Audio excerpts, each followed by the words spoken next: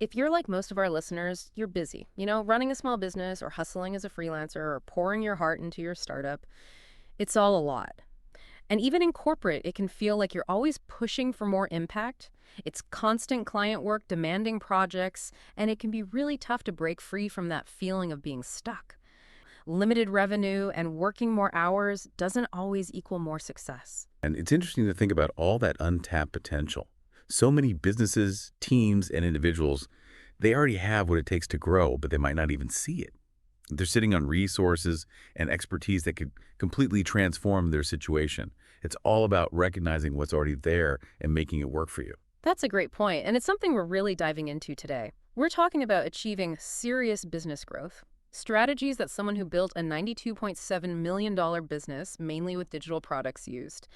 It's about identifying those blind spots that might be holding you back from the growth you're working so hard for. And as we look towards the future, towards 2025, we're not just talking theory here. These are insights you can use, real strategies you can start implementing right now to see those results. So let's jump in. One of the things that really stood out to me was this idea of dynamism, of really understanding and adapting to the market. It's not just about setting something up and hoping for the best, is it? Right. You have to move with the market. Dynamism is the ability to see those changes coming and then adapt. Staying relevant, it's not passive.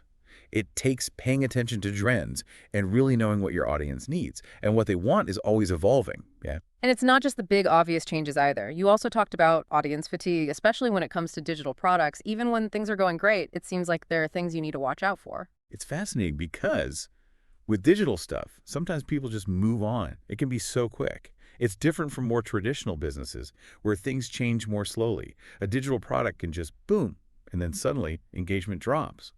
So you have to be paying attention. Look for those signs that your audience is maybe losing interest, and you need to see that before your sales start to drop. So it's more than just watching your sales numbers. What are some of the things you should be looking at? Totally. Look at engagement. How are people actually interacting with your product? What kind of feedback are you getting?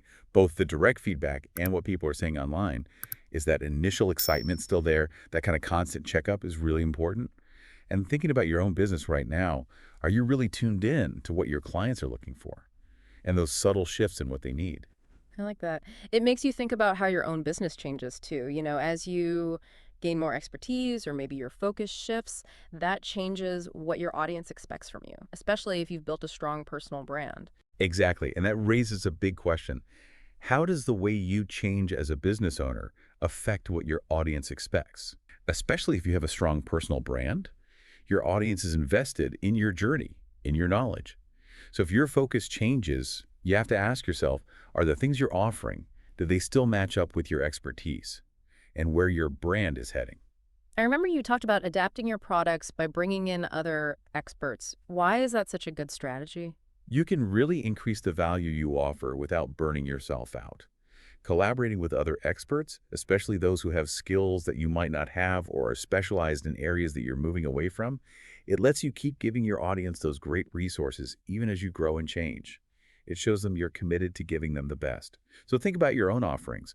Are there areas where you could bring in someone else's knowledge to make things even better? That's really smart. Okay, so we've talked about staying in tune with the market and making sure your products still reflect your expertise. Now let's get into the data. You talked about this approach with hindsight, plainsight, insight, and then using all that to have foresight. So let's start with hindsight. What are the crucial things to look at when we're analyzing past projects? Hindsight is about going back and really looking at how your past product launches, events, even specific time periods went. What worked, didn't work so well. Doing this kind of regular review after every major effort helps you learn so you're not repeating the same mistakes. It's about using experience to make better decisions. Yeah, not repeating mistakes, that's key. So what about plain sight? That sounds like being really aware of your current business situation. Exactly. Plain sight is all about knowing where you stand right now. Hmm. What are your sales doing? Are they increasing or slowing down? What are the main things customers are calling about? Mhm. Are people engaged with your products and your content? You need that solid grasp of what's happening day to day. And then we move to insight, and it seems like that's where you dig a little deeper, beyond just the surface level data. Right. Insight is about figuring out the why. Are some products doing better than others? What are people hesitant about when they're considering buying from you? What are the key parts of your best offers, the things that really connect with your audience? And that's where tracking those metrics we talked about earlier, like conversion rates, how people are using your products, and how many people are leaving, that becomes so valuable because it gives you clues to understand what's really going on. And then all this leads to foresight, using what you've learned to see potential problems and trends. The best businesses are often the ones that can see those potential issues before they become big problems. And by consistently using hindsight, plain sight, and developing those insights, you can start to anticipate what might happen. You can identify areas where your products might not be as effective in the future. You're being proactive instead of just reacting. So ask yourself, are you really using data to understand your business and get ahead of those potential problems? I like this idea of an iterative system, learning from mistakes, but then actually making changes based on what you've learned. That's the power of it. You're not just making the same mistake again and again. You're taking what you learned from your past experiences and using that to make your products and your processes better. It's like a continuous improvement loop, and it's powered by data and feedback. Keeping content up to date, that seems pretty crucial for digital products too, especially if you want them to stay relevant. It's not like you can just make it and forget about it, right? Not at all, especially if you're in a field that changes quickly. You've got to keep things current. Your content needs to reflect the latest trends and strategies. And that idea of using video transcriptions and AI tools to efficiently update content, that's a smart way to stay on top of things without getting overwhelmed. What if you're doing all of that? You're dynamic, you're looking at the data, you're constantly improving, but you still feel like maybe your audience is losing interest. What then? You have to be adaptable, right? If you think people are getting tired of a particular format or topic, it might be time to shake things up. Try new things. Experiment with different angles for your content. Think outside the box. How can you present your expertise in a fresh and engaging way? It all comes back to listening to your audience, doesn't it? They have so much valuable information to share. Absolutely. Your community, those are the people who can tell you what they need, what their challenges are, what's changing for them. If you want to be successful in the long term, you have to engage with them, get their feedback, and then use that to make your products better. Let's talk about measuring success. There's so much you could track. But what are the most important key performance indicators for digital products, the things people should really focus on? These metrics are like a health check for your product. They tell you how it's doing. Financially, you have to know your revenue, how much you're making, and how those numbers are changing. Your conversion rates, that's how many people are actually buying. Each step of the sales process, that's super important. Average order value, so how much are people spending on average? And profitability, of course, that's how much you're actually making after costs. And knowing your customer lifetime value, that tells you how much revenue you can expect from a customer over their lifetime. So that's all about the money side of things. But what about how people are actually using the product? What should we be tracking there? For engagement and consumption, you want to see how often people are using your product and how deeply they're engaging with it. For content-based products, how many people are finishing it. If it's low, maybe there's an issue with the value or how engaging it is. If you have a community, are people participating in discussions? Are those discussions high quality? And really importantly, what's your retention rate? Are people sticking around and finding value over time? And then there's the customer themselves. What are the key things to keep track of there? Understanding your customers is so important. Track how many new customers you're getting, but also watch that churn rate. That's how many people are leaving. If it's high, it's like you're pouring water into a leaky bucket. And even though it's not always easy to measure, getting a sense of how satisfied your customers are is valuable. You can use surveys or just ask for feedback directly. What about the marketing side? Attracting people to your products in the first place. What metrics matter there? Here, it's about watching your website traffic, especially the traffic to your sales pages. If you're using lead magnets, see how many visitors are becoming leads. And your cost per acquisition is really important. That's how much you're spending to get each new customer. Compare that to the customer lifetime value. That'll tell you if your spending makes sense in the long run. Any operational metrics that we should be keeping an eye on? These sometimes get overlooked. But tracking how many support tickets you're getting and how long it takes to resolve them, that can tell you a lot about how efficiently you're running things and how much support your customers need. Monitoring all of these metrics, it's really about understanding what's working and what isn't, and then using that information to keep making your digital product strategy better. Building a community around a product, it seems like a really great way to build loyalty, but it also seems like it could be complicated. Why is it so valuable? Building a community, it goes beyond just buying and selling. It's about connecting with your customers, creating a space where they can support each other, learn together, and even make new connections. When people feel like they're part of something bigger, they're more likely to stick around and really engage with your product and your brand. And you can't just use any platform for a community, right? It seems like the platform you choose matters. It really does. You have to choose a platform that fits your audience and how they like to interact. So for example, if you're working with beginners, Discord can be great. It's got built-in ways to encourage engagement, and people can help each other out. But for clients who are maybe more experienced and want things to be efficient and direct, WhatsApp could be a better choice. You can have more focused conversations there. It all depends on what your customers need. Okay, so beyond the platform itself, what are some of the things that make a community thrive? You've got to provide real value beyond just the product. You could do regular Q&A sessions, share stories about how people are using your product successfully, offer special resources that only community members get. And you have to encourage those interactions. Think about dedicated discussion areas, maybe even virtual meetups. And gamification, adding elements of games, that could be a great way to keep people interested. And definitely offer something special to your community members. Exclusive content, benefits, something to reward them for being part of it all. It sounds like the person who creates the community, they need to be involved too. You can't just set it up and let it run itself. That's right. You have to show up and be part of the community, interact with people, answer questions, help to create those meaningful conversations. It shows that you care about their participation and want them to succeed. It's also good to have some kind of consistent format for your community interactions and let your personality shine through. Adding humor can make it more fun for everyone. And little things like referencing popular brands or things going on in the world, that can create a shared experience and help people connect. For a lot of people listening, this whole idea of digital products might seem kind of separate from their main business. How can they start incorporating digital products without it being disruptive? Integration. That's what you have to think about. Start by looking for digital products that make sense with what you're already doing, things that use your current skills and knowledge. Think about those questions you get all the time or the problems your clients keep running into. Those are great places to start brainstorming digital product ideas. So don't try to build a whole new business all at once. Focus on something specific. Absolutely. Choose one or a few digital products that solve a very specific problem, that lets you test things out, get feedback, and make adjustments without overwhelming yourself. And definitely use your current audience and marketing channels to promote those first products. Your existing clients, they're often the most likely to buy at the beginning. And how about actually delivering those products? Do you need a whole new system for that? You'll need systems for things like delivery, support, and marketing, for sure. But you can build those gradually.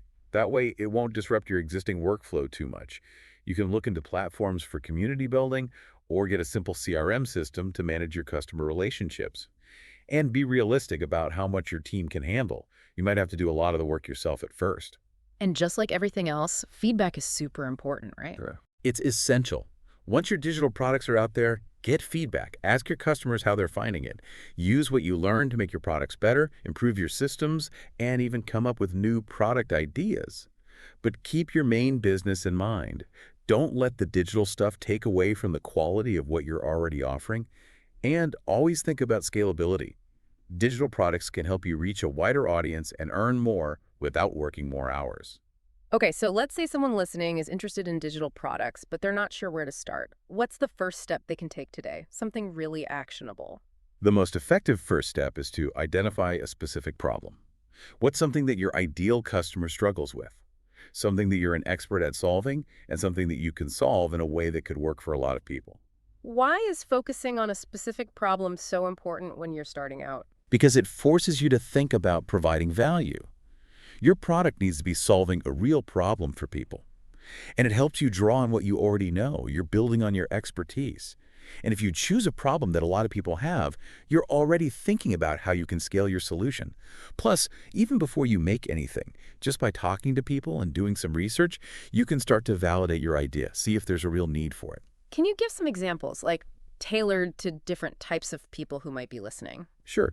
For small business owners, think about those questions customers ask you all the time.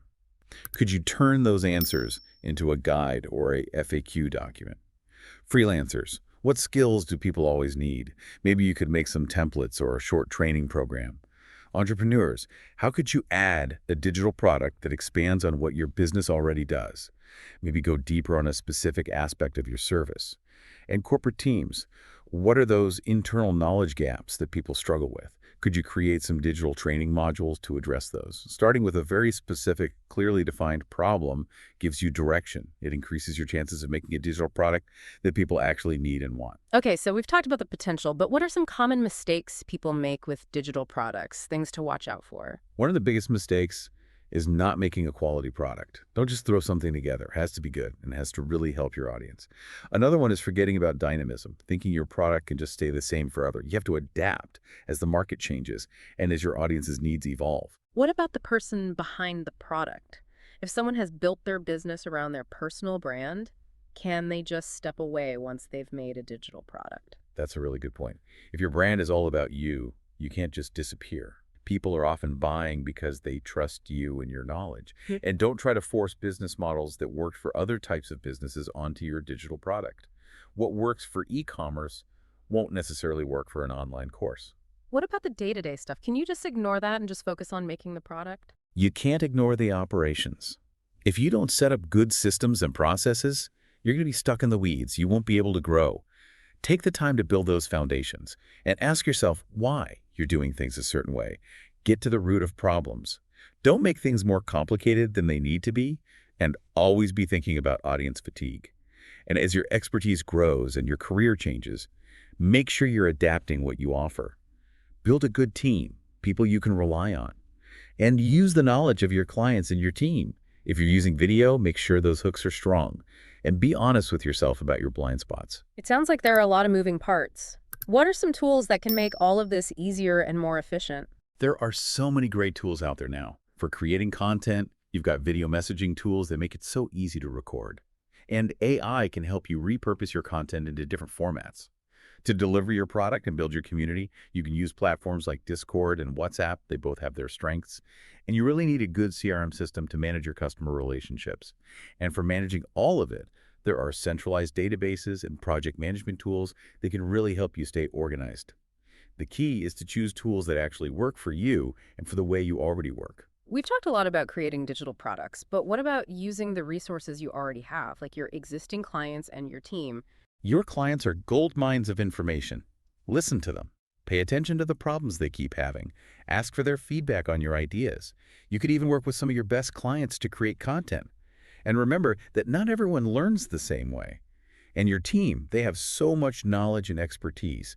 Figure out what their strengths are and give them tasks that they're good at.